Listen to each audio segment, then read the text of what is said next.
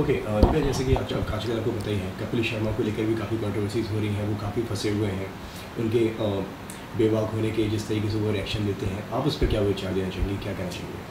देखिए, किसी और के मामले में आई थिंक एक तो मैं तीसरा हूँ, मेरा कोई बनता नहीं है किसी को कमेंट करना, बट मैं इतना ही कहूँगी कि इट्स सैड कि ऐसा हुआ है, लेकिन ठीक भी हो जाएगा। ही इज़ अ फैबुलस,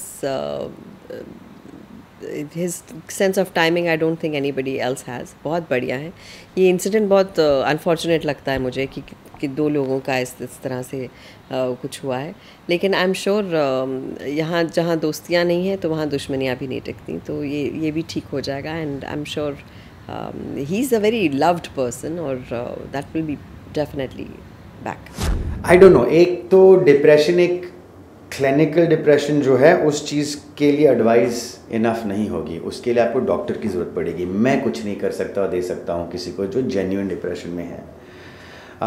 बट हाँ, बेसिक डिप्रेशन तो हम सबको होती है, और मैं भी एक एक्टर हूँ, तो मैंने अपने आप को कैसे रोका उससे, या उससे कैसे मैं निकला हूँ, वो ये है कि मैं अपने आसपास देख लेता हूँ कि अच्छा मेरे पास है क्या, अच्छा परिवार है, छत है, ओके, कौन सी फिल्में की है मैंने, ये करनी थी बना दी, वो करनी थी बना दी, अब हिट गई फ्लॉप गई, कौन जाने क्या फ़र्क पड़ता है, बट तेरी मनमानी भी हुई है।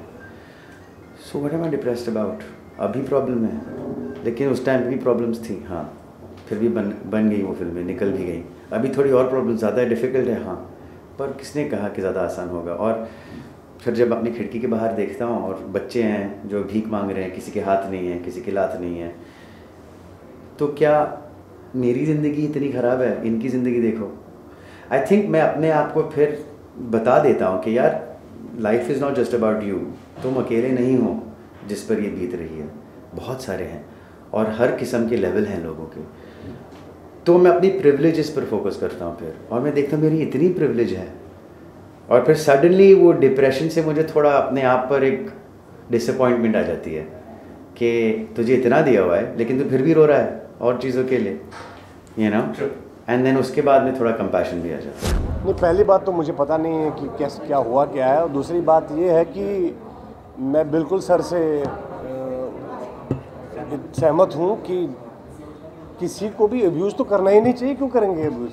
भाई आपके मतभेद हो सकते हैं, आपको कोई प्रॉब्लम हो सकती है, बट वी कैन ऑलवेज काम के टेंशन में झगड़े होते हैं, तो वो होने भी चाहिए। अगर काम कर रहे हैं आप तो मतभेद होते हैं, डिफरेंस ओपिनियन होती है। आप कभी कभी जोर से एक दूसरे से बात करते हैं, कभी राहुल से मैं टेंस हो सकता हूँ, कभी ये तो मुझे इंसल्ट करने का तो कोई हक नहीं, ना उसे मुझे ना मुझे उसे। ये बिल्कुल सही बात। माहौल जो है वो काम का होता है, उसमें कभी कभी डिफरेंसेस होते हैं, कोई बिल्कुल ही यार, लेकिन काम में कुछ टेंशन भी होते हैं। We don't know what is, you know, what is the real, what is the truth, so we can't comment on somebody else. आप जनरली बोल सकते हैं।